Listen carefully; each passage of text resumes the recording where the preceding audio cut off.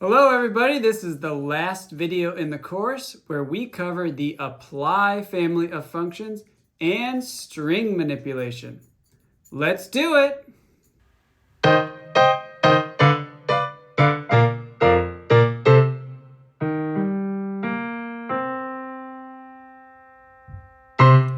All right, we're going to learn a few interesting things today. The first thing, we'll take you through the apply family and show you some of those functions and related functions. And then we're going to move on and do character string operations, which are very important, and finish off with printing things to the screen. Okay, to illustrate the apply family, I'm going to read in our fake grades.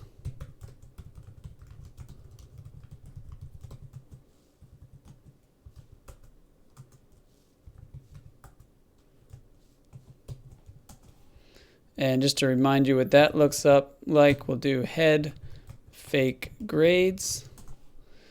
There is an ID for each student, 7 homeworks and a score associated with each homework and each student, and 7 quizzes and a score associated with each quiz and each student. Okay. And I'm going to create a new data frame because I'm just going to look at the quiz grades first.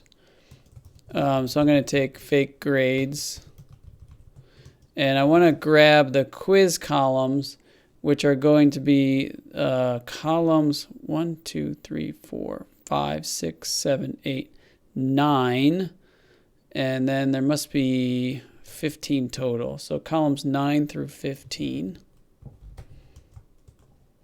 So I'm selecting them by selecting all rows of fake grades and columns 9 through 15. So if I do head quiz grades, these are just the quiz grades. And I also, to make things print out a little bit nicer down the line, I'm going to give them row names. So they already have column names for the different quizzes, and I'm going to make the row names equal to the IDs. So row names quiz grades is fake grades $fake IDs. And now if I do head quiz grades, or let's go ahead and print them all out. Quiz grades. Now there's a row name. So this is not a new column. These are actually named rows for the quiz grades data frame. And here are the names of the columns. Okay. So one thing you might want to do is loop over the students, and for each student, calculate their average quiz score. So you could do that in a for loop, but you can also do it using what's called the apply function.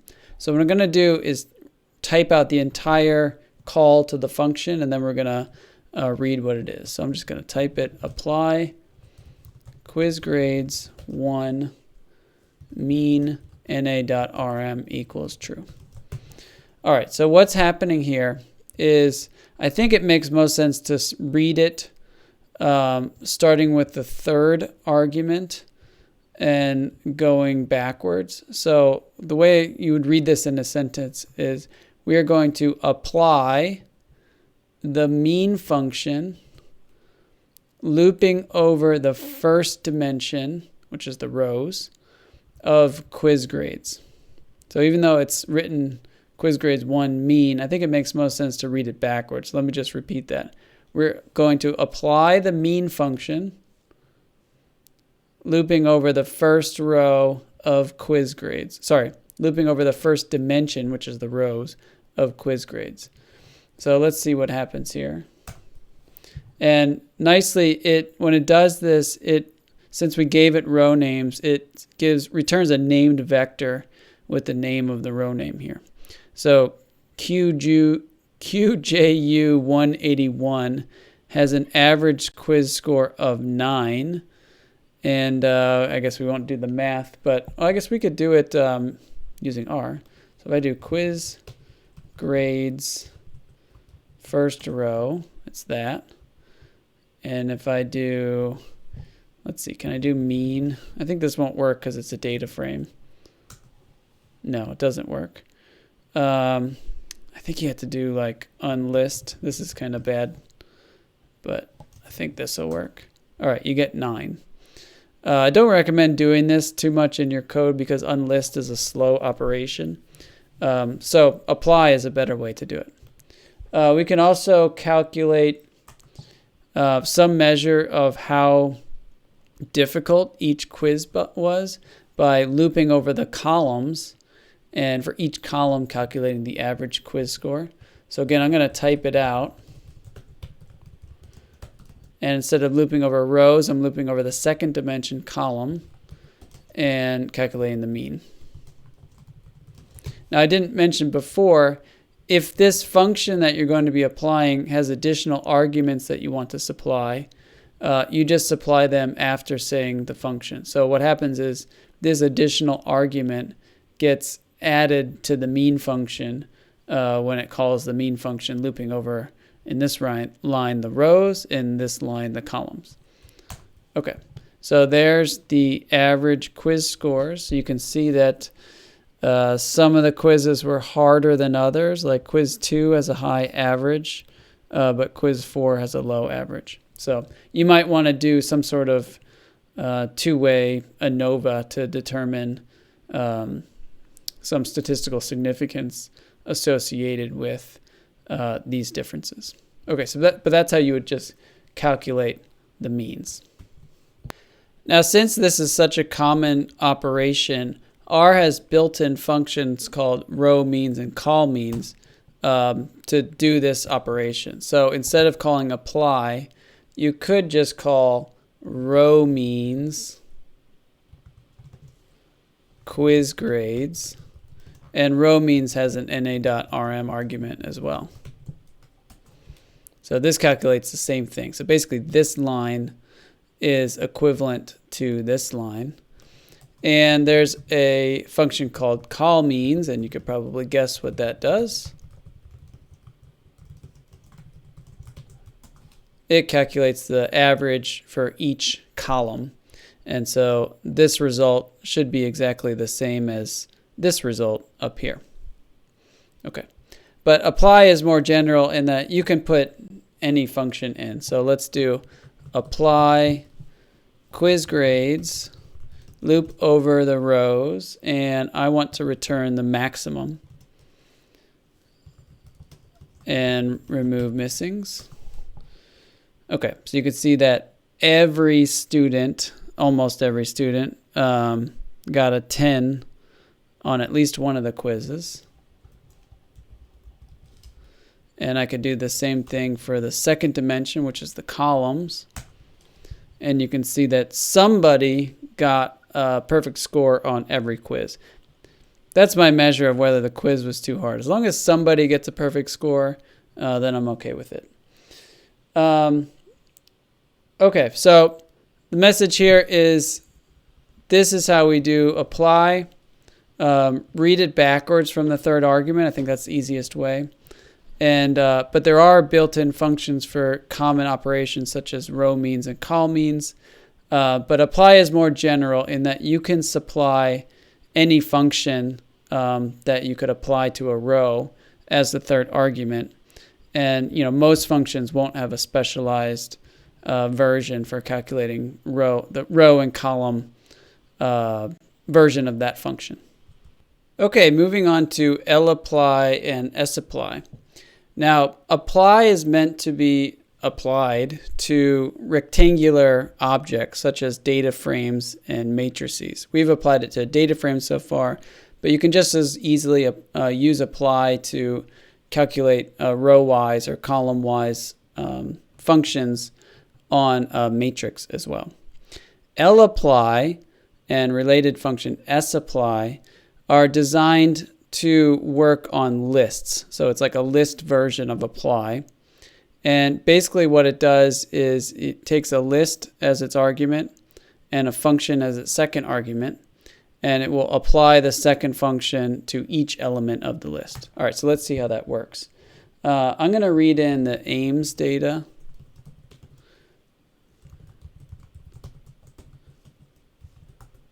Data sets. Ames housing.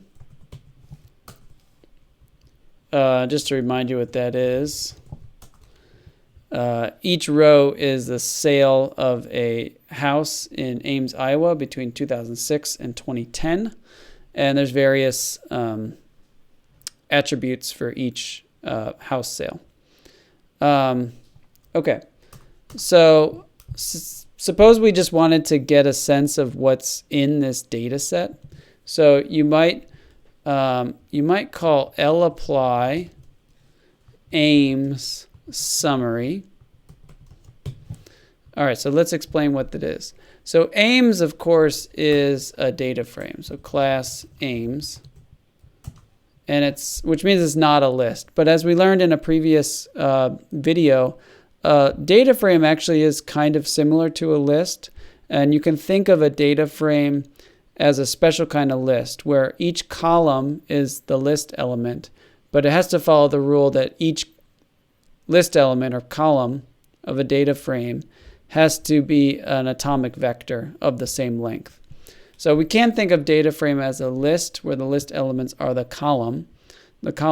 So if you wanted to calculate some sort of summary measure of each column of Ames, you could do it with lapply. So let's see what happens. All right, so let's start from the top. First column is lot frontage. So it gives I guess this is a 6-number summary. And then lot area. So these are both numerics. Street is a character vector. And maybe this isn't so helpful that it just says, when you apply summary to a character vector, it just gives you the length of the vector and the class and storage mode for the vector. So some of these are not so useful because they're characters, but others are numeric, like year built. You can see 6-number summary for year built. Okay, let's do another one. Lapply Ames range. This is kind of a 2-number summary, so the minimum and the maximum for each one. And they could also do a 1-number summary, Ames, let's say max. Okay, so some of these, well, okay, I guess it will take the maximum of a character vector. It's just going to give the last one alphabetically. Okay, so I guess that kind of makes sense for a character vector. Now, if you're going to perform an operation that returns a single element, or we'll see in a second, if it returns elements that are all the same length, you can do it as well. You can apply sapply. So let's see what happens here. Maybe you can guess what happens. Ames max. Okay, so what's going to happen? It's going to apply the max function to each column of Ames.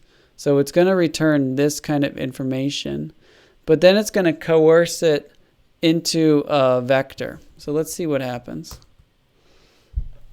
Okay, it did that. It made it a named vector, but because it's a mixture of numbers and character strings, it follows the R coercion rule that it converts everything to the higher type, which is character strings. So this is, maybe this is useful to someone. It's a character string representation of the maximum, either numeric maximum or alphabetically maximum, for each of the columns of Ames. If you give it something like range, let me run this first. So here's the lapply version. Range is going to give the minimum and maximum. And so it kind of does what you'd expect it to do. Instead of returning a vector, it's going to return a matrix. And maybe that's not the best way to show the matrix. So what we're going to do is take what's called the transpose. So transpose just means you take the matrix and kind of turn rows into columns and columns into rows. And the function for doing that in R is called T. And so maybe this is a little bit easier to read.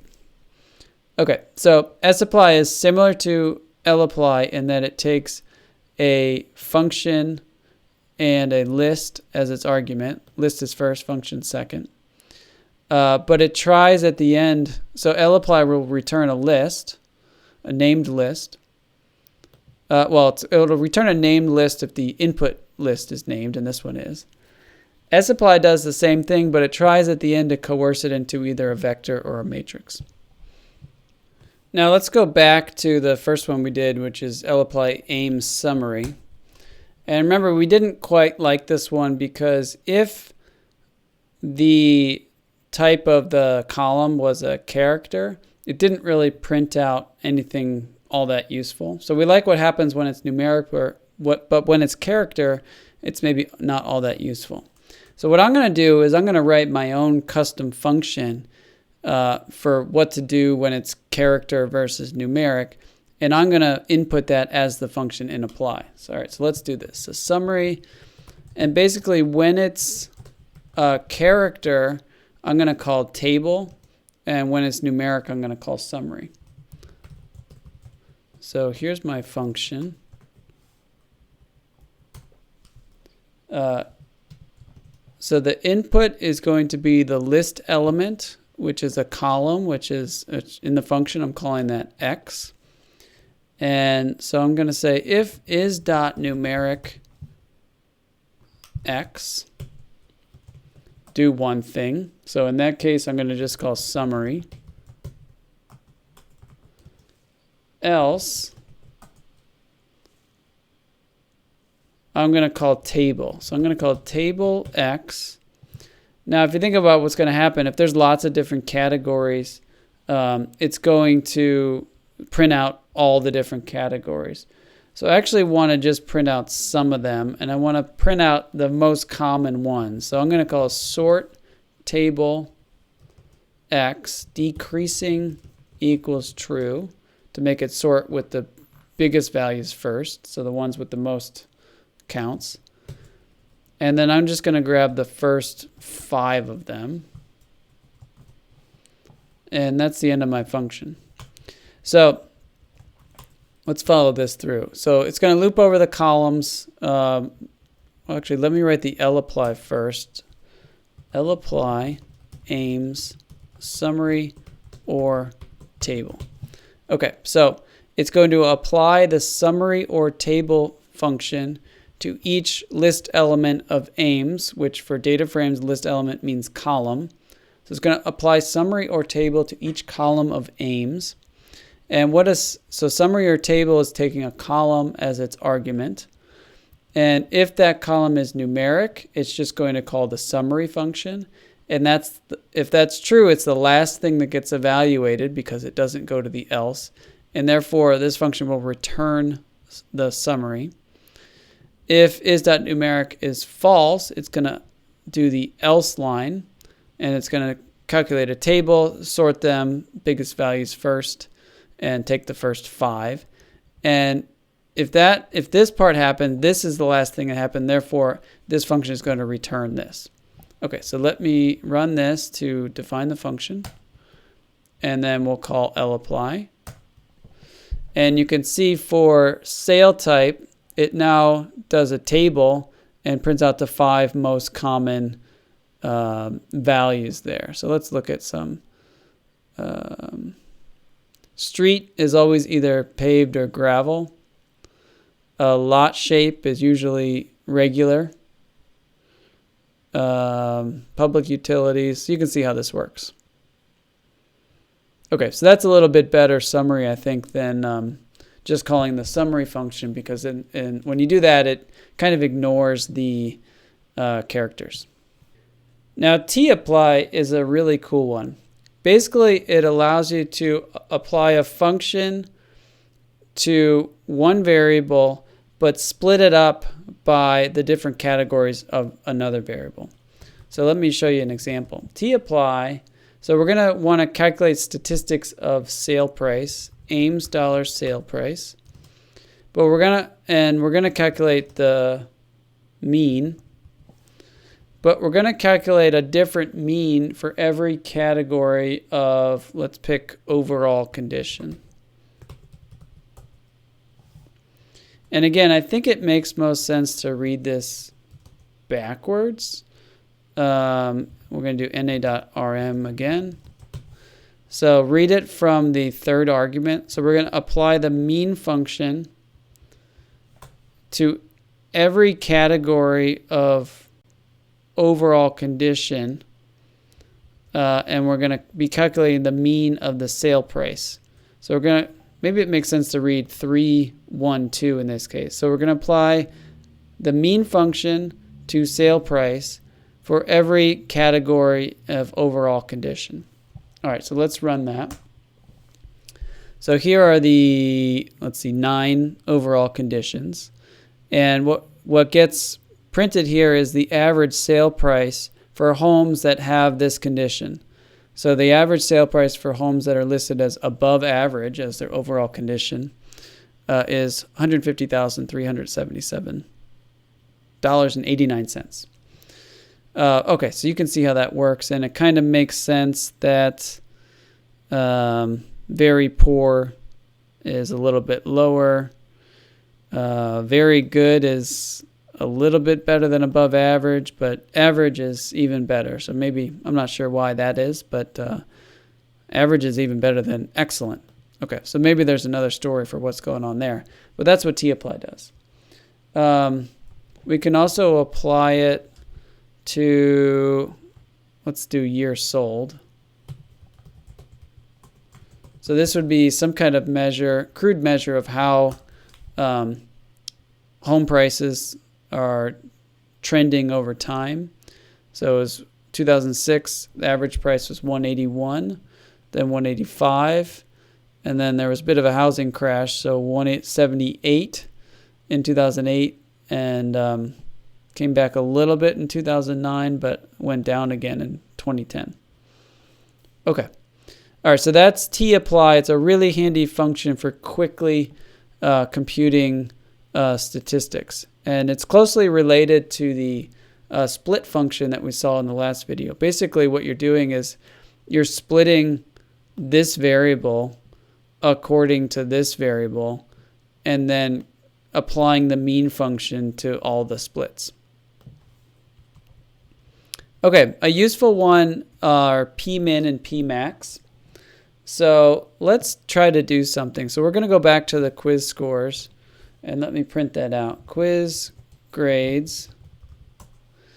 And suppose I was nice and I was going to tell the students that you can, for your first 2 quizzes, since we're just getting started, you can take the maximum of those 2 and drop the lower one. So how would you calculate that? So you might guess, you would say max quiz grades 1, quiz grades 2.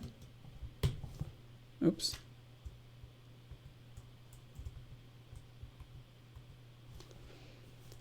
All right, so this might be your first guess for how to do it.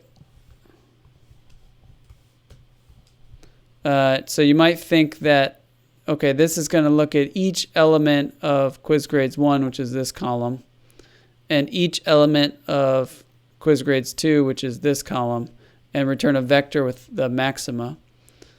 But it returns one number, returns NA. Okay, so let's not return NA. We'll do na.rm equals true. And it returns 10. Okay, so this is obviously not what we want because we wanted to get for each student what's their maximum among quiz grade 1 and quiz grade 2. So max actually doesn't do it. It just takes this whole thing, puts it all together, and gets the biggest value, which is 10. What you really want is pmax. So the pmax stands for parallel max. If I do this,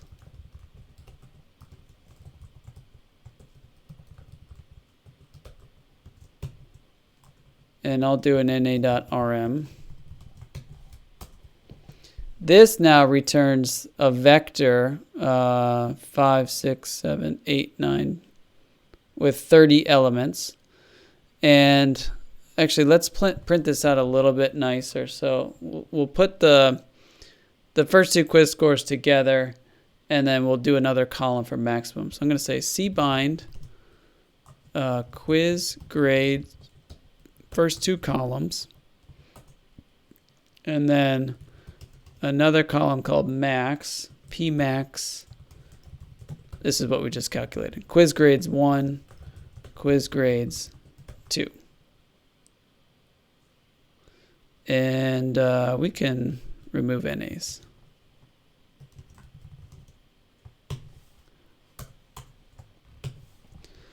Okay, so this is just the first two quiz grades, and I'm going to put next to it in a data frame the maximum, or the parallel maximum. And now you can see what's going on. So for the first student, they had a 10 and a 9. It grabbed the higher one, 10, which was the first one. Second student, a 7 and a 9. The higher one was the second one, so it grabs the 9. Third student, well, has to be 8, so on and so forth. Okay, so this is doing what we actually want it to do, which is for each student get the maximum of quiz 1 and quiz 2. So max doesn't do it. You actually need to be using pmax, which stands for parallel maximum. And of course, there's a minimum version as well. So we're not going to show that, but it does what you think it does. Okay, now any and all are a couple of handy functions for doing logical operations. So let's look at the first student, their quiz grades. Okay, so there's the first student's quiz grades. And what we want to do is check if this student has any missing values. So the function for doing that is just called any. And we'll do is.na. Actually, we should say is.na quiz grades 1. These are all false because this student is not missing any quiz scores. And if we do any of that,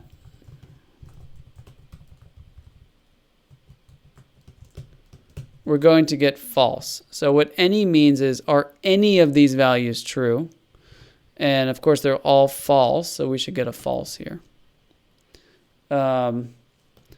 Let's find a student who has an NA. So let's see, this student does 1, 2, 3, 4, 5, 6, 7. So seventh student.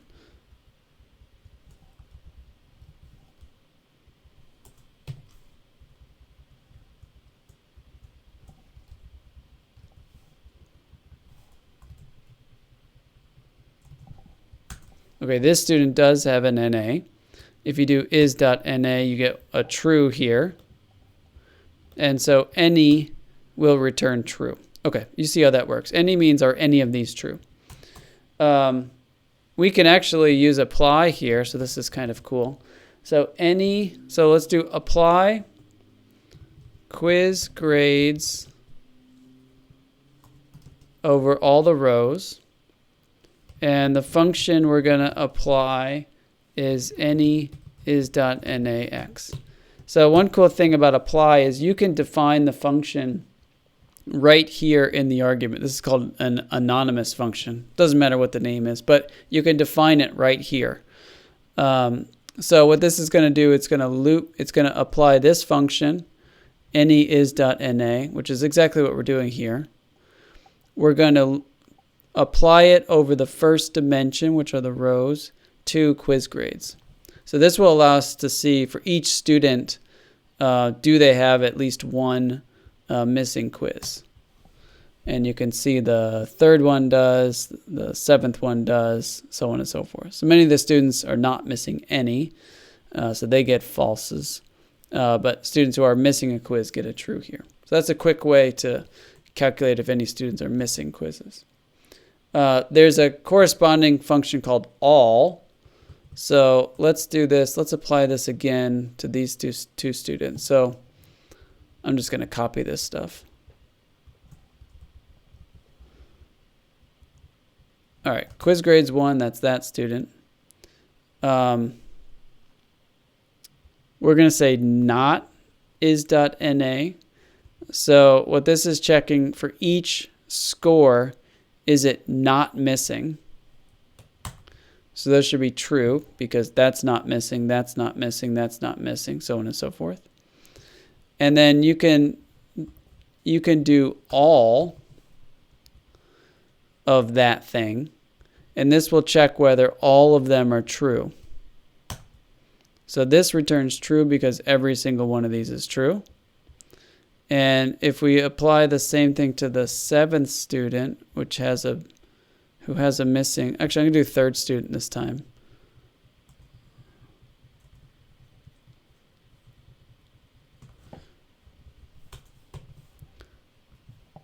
Okay, 3rd student has a missing quiz.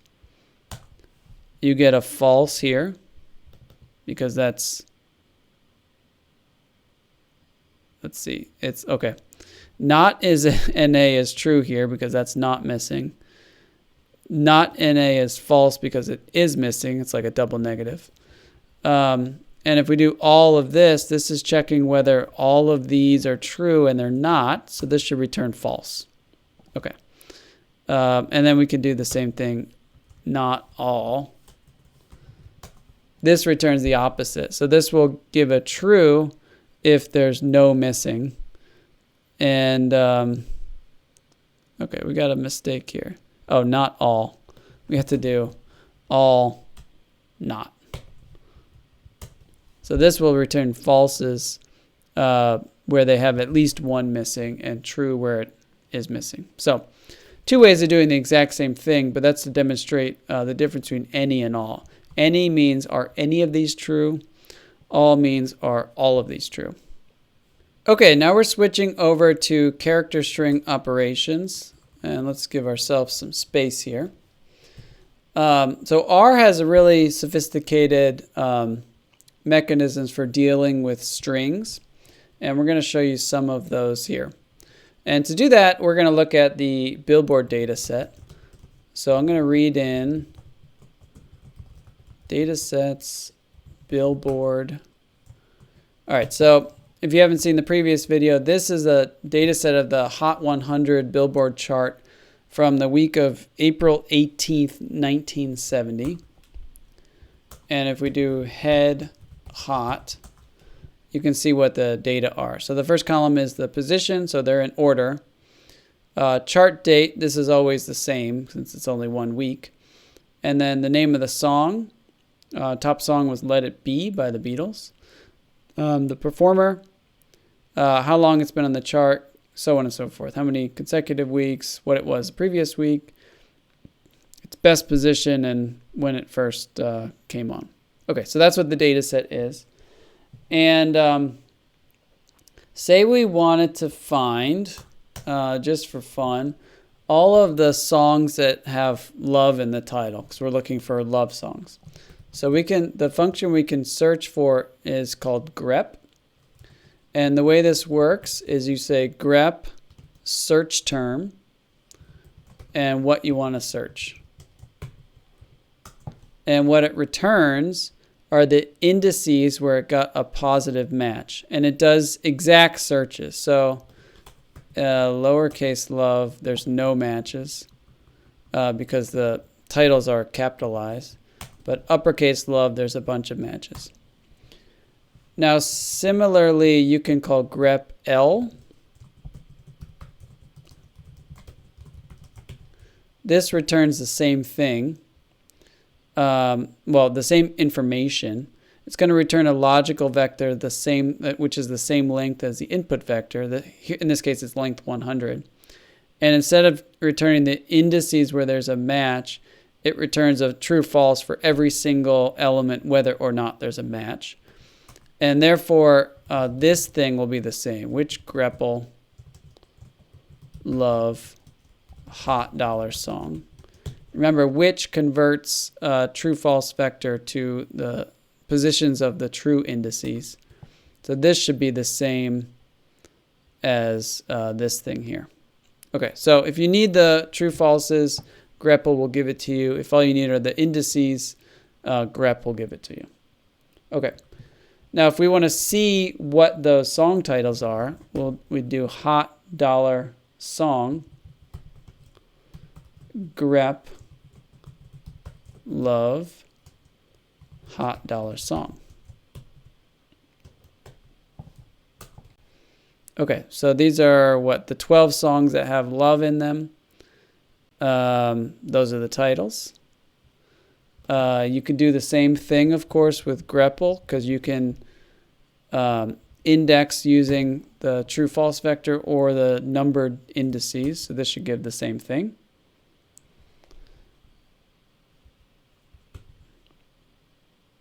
And grep is kind of cool. You can use what are called regular expressions. So let me just we're not going to go into regular expressions, but I'll just give you one example. So say you wanted to find songs that have the words girl or woman in the title. So using regular expressions, you can search for that. So the expression here would be to separate those two things by a vertical bar or a pipe. Usually you hit that by doing shift and then the key that's above the enter key on your keyboard. So I'm going to grep for girl woman in hot dollar song and return those songs.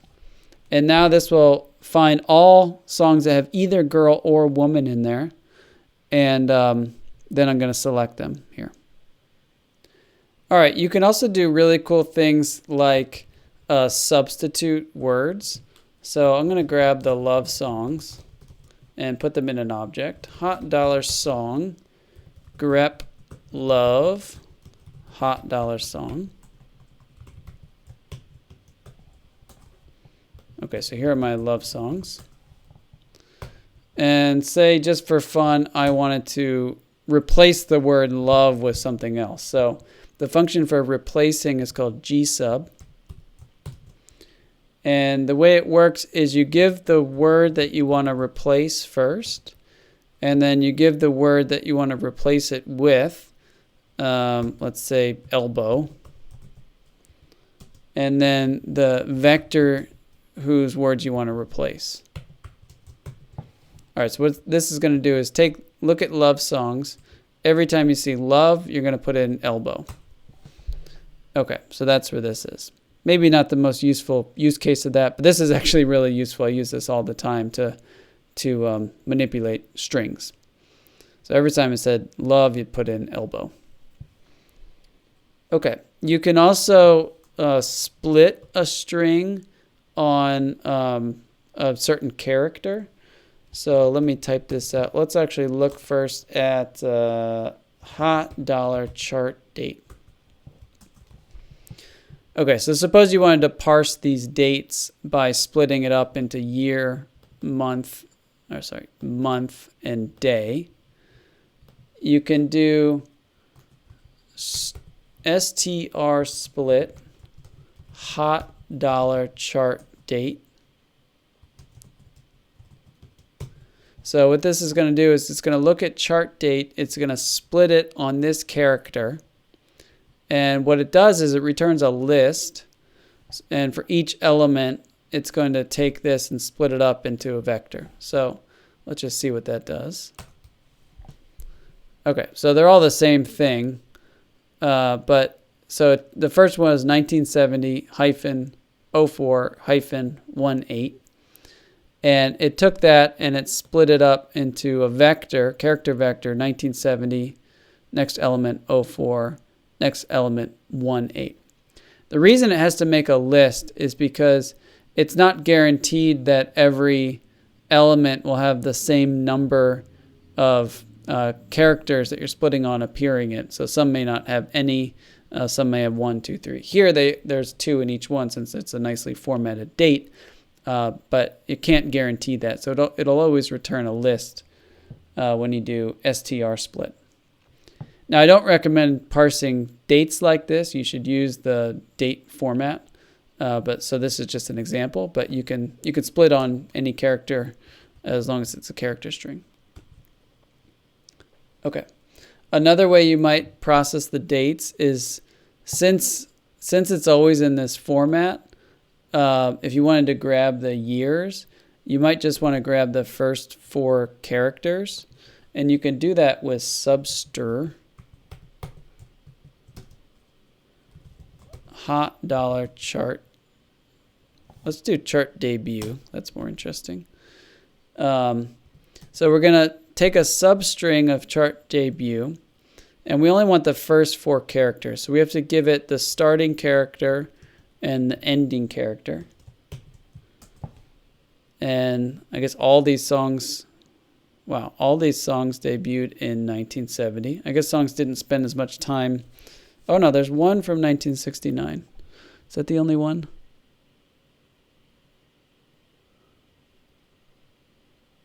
I can't find any others. Maybe sharper eyes might be able to find another one. But there's at least one from 1969. That's number 61. Let's look at this. Hot dollar song 61. Come Saturday Morning by the Sandpipers. Okay. All right, so that's how you would grab the first 4 characters, in this case to get the date as a string. And then you can put in any start and any ending. So you can grab, let's see, if we look at hot dollar chart debut, if you wanted to grab the month, it's 1, 2, 3, 4, 5, 6, and 7. So you do 6, 7. This will give you the month. And again, I would not process dates this way. I would use the date format that we saw in previous videos. But you can do it this way. And you can apply it to things other than dates. Okay, next function I want to show you is paste. Paste is one of those functions you use all the time because you're like paste is used to put character strings together. So if you want to take 2 strings and make a longer one, you use paste. So let's see how this works. So I can say paste hot dollar song, hot dollar performer. Right now these 2 things, the song title and who performed it, are in different columns, but suppose I wanted to make a new column that had those things together. I would do paste, and what it's going to do is it's going to take the first song and paste it with the first performer, put it in an element, and then move on to the second song, paste that with the second performer. So that's what this does. So let's go to the top. So it does let it be, and it automatically puts in a space, and then it puts in the performer.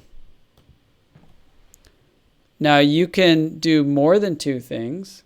So if I wanted to put by in there, hot dollar song by hot dollar performer. Now you got to question what it's going to do here, because this is length 100, this is length 100, and this is length 1. So what it's going to do is it's going to recycle the shorter one to match the lengths of the longer ones. And since it's only one thing, it has no problem doing that recycling. And you get this. So at the top it says, let it be by the Beatles. And by default, it's going to put a space between those. So this was the character, that was the second character, and this is the third character vector, or character element.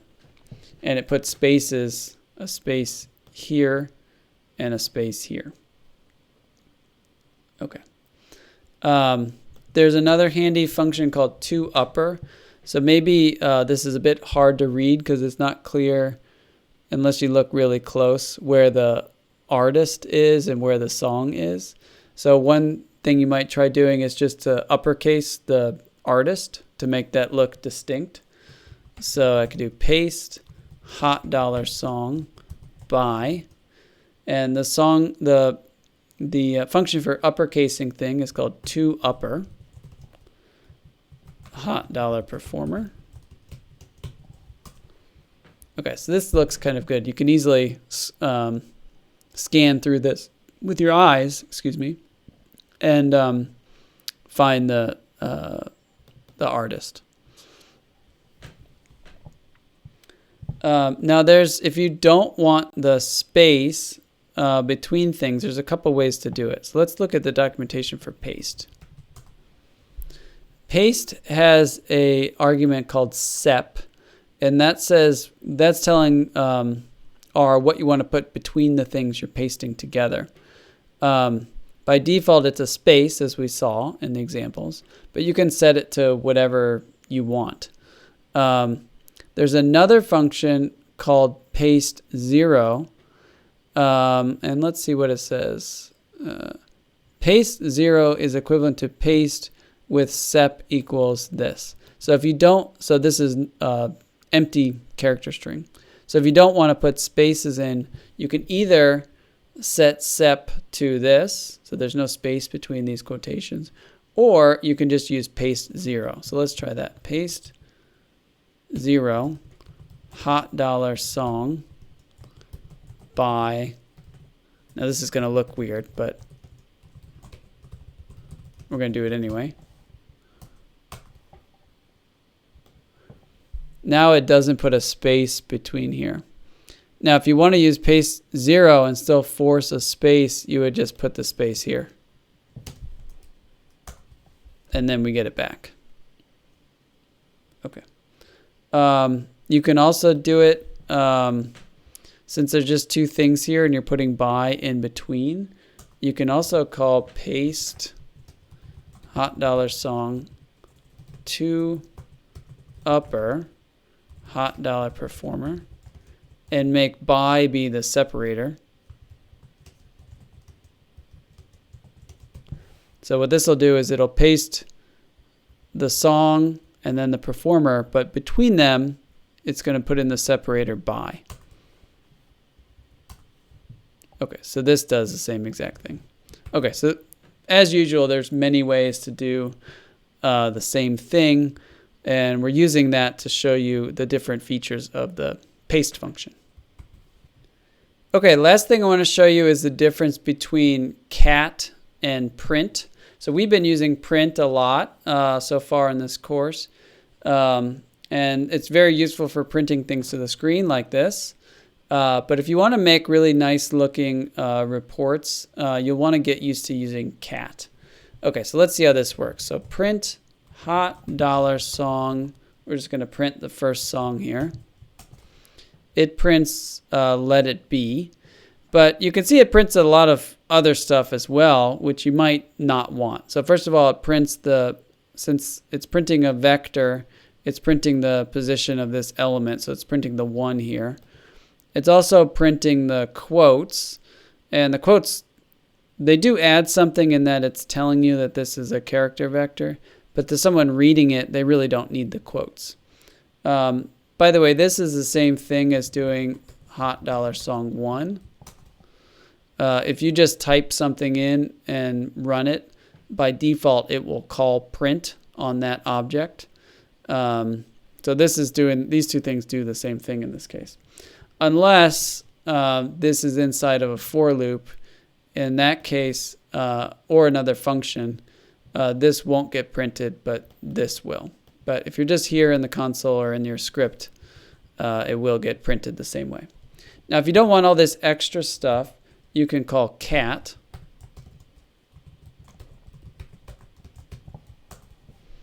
And maybe to you this looks a little bit nicer because it's just the information that you need. It doesn't have this extra 1 here. It doesn't have the quotes.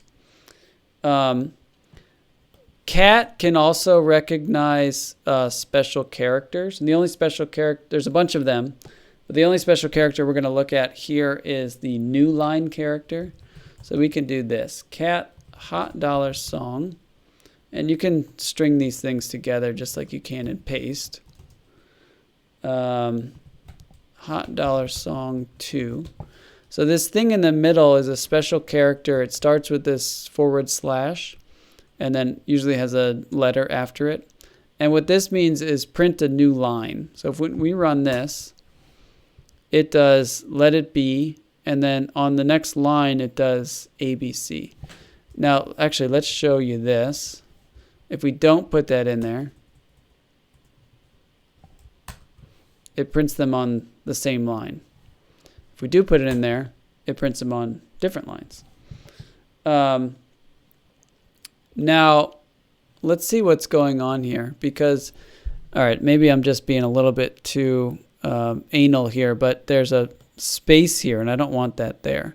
So I think what cat is doing is it calls paste, and it automatically puts spaces between things.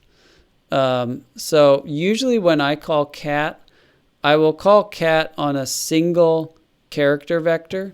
Here we're calling it on 3 different character vectors. And to do that, I use paste. So paste 0, hot $song1.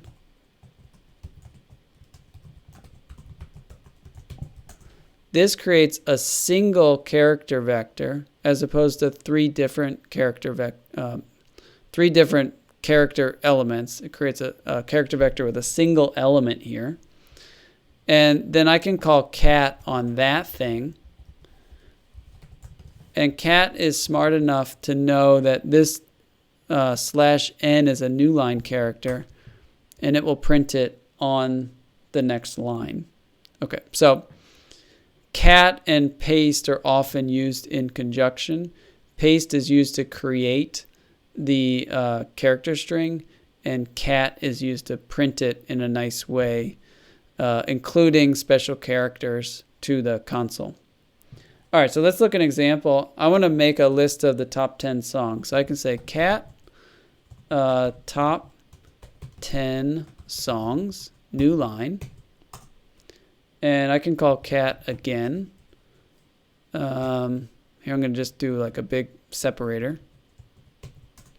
And I want a new line at the end of that.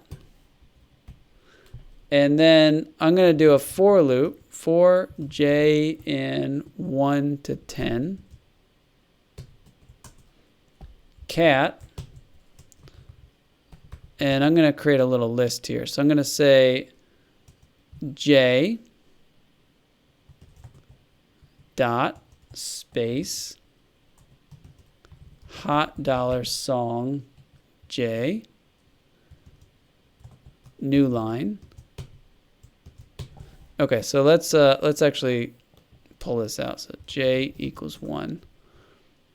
I just want to show you what this is. So j is 1, so it knows to do a 1 there instead of a. So this is not string j. This is numeric variable j, and so paste knows how to convert that to a character string. It's doing a space here, so between the 1 and the dot. So I'm actually going to do paste 0 instead. Let's run that. Okay, that looks good. And it has the new line at the end. That's good. And if I do cat on that, it does that. Okay, good. And I need to close my for loop. Okay, so if I run this, hopefully it will print out the top 10 songs. And it does kind of, but I don't really like how this looks. So basically when you print this in the console, it does this and then does the top 10 songs. That's fine. But then it prints out this thing. So that's kind of screwing up my little table here. Even though it does print what we want, the stuff is getting in the way. So there is a way to get around that if you're printing things to the console. You can surround the whole thing in curly braces.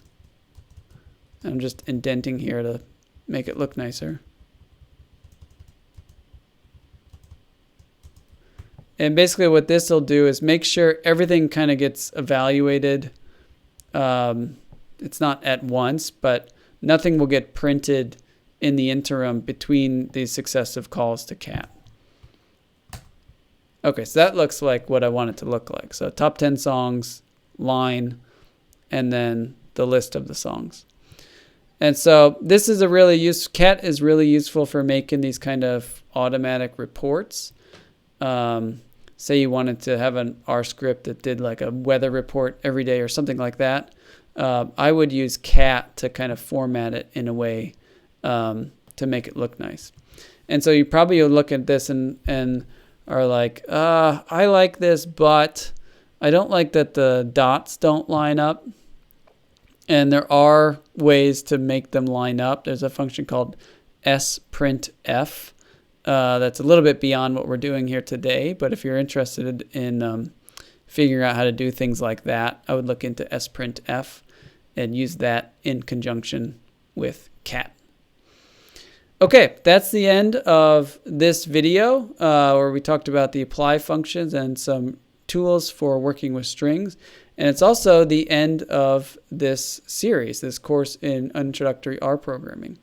So I want to thank you for sticking with it now to this point, and I hope you learned something, and good luck.